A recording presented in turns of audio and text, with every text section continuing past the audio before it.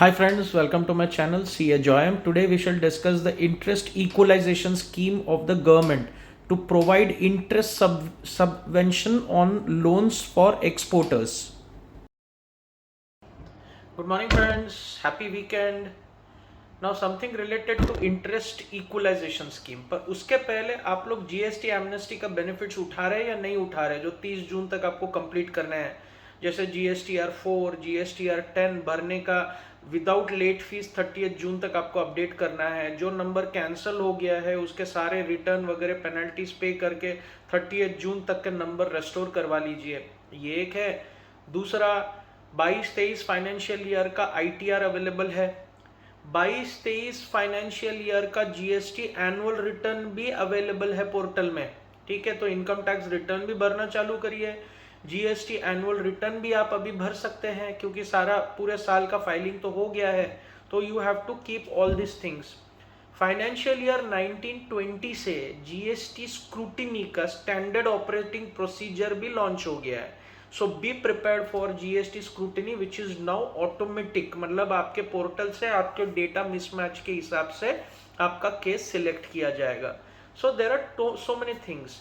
Charitable institutions का form 10BD जो donation और ग्रांट्स मिला है और यूटिलाइज होने का जो स्टेटमेंट है फॉर्म 10BD का, वो due date of filing has been extended to 30 June. पहले 31 मई था, वो अभी हो गया है 30 जून 2023। Now coming to the main point, interest equalization scheme. Go through my PowerPoint presentation also. What is interest equalization scheme? जो इंडियन स्मॉल स्केल यूनिट्स है, जिसको हम पॉपुलरली MSME बोलते हैं, micro small and medium enterprises, इनको एक disadvantage है कि इंडिया का borrowing cost is higher than all major countries in the world to whom Indian small MSMEs are exporting goods. तो इसको ऑफसेट करने के लिए सेंट्रल गवर्नमेंट ने along with RBI has brought a interest equalisation scheme since 2015। इसका मतलब है अगर बैंक से आप लोन लेते हैं और आप एक एक्सपोर्ट ओरिएंटेड यूनिट है, डोमेस्टिक नहीं एक्सपोर्ट ओरिएंटेड यूनिट्स है, और कॉम्पिटिटिव प्राइसिंग आपको करना है, तो major one of the major cost is your borrowing cost, जो इंडियन बैंक्स का इंटरेस्ट है। इसको ऑफसेट करने के लिए to bring your cost of goods at par and at competitive rates with international competitors or international manufacturers of the same goods, RBI and central government has come up with a subvention scheme, interest equalization scheme in 2015.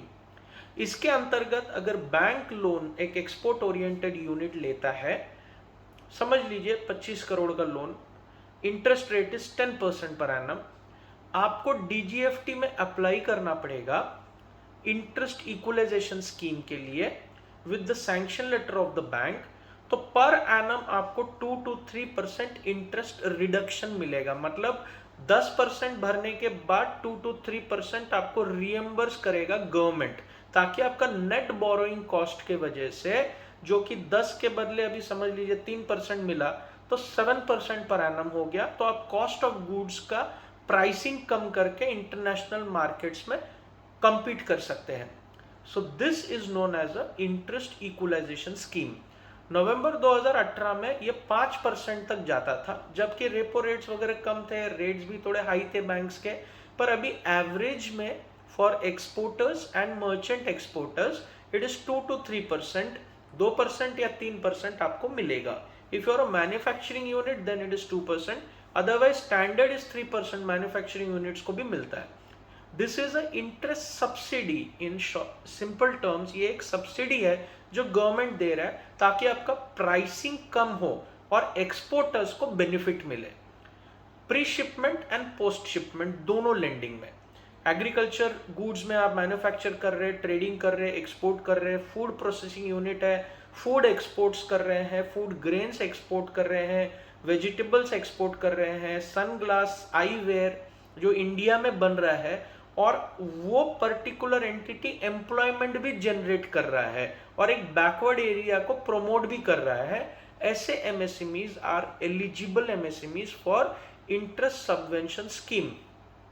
2 to 3% of interest will be reduce, मतलब 10% अगर आपका borrowing cost है, 2 या 3% government आपको reimburse करेगा ताकि आपका net borrowing cost कम हो। So this is the interest equalisation scheme.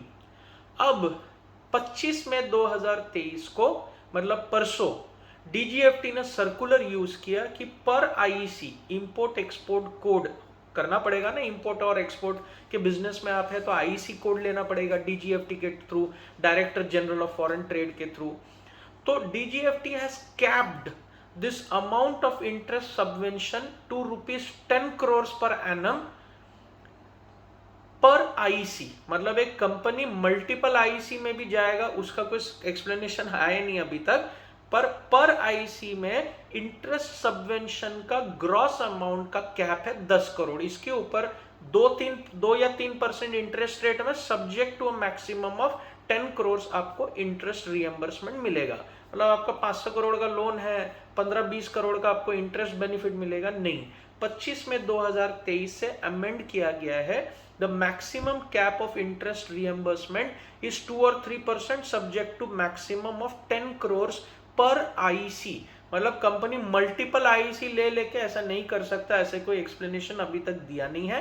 पर परसों 25 मई को the cap has been introduced पर आईसी पर एनम with effect from 1st April 2023. The maximum interest subvention will be 10 crore per IEC. तो इसका बेनिफिट उठाइए, इंटरेस्ट रेट आपका कम होगा।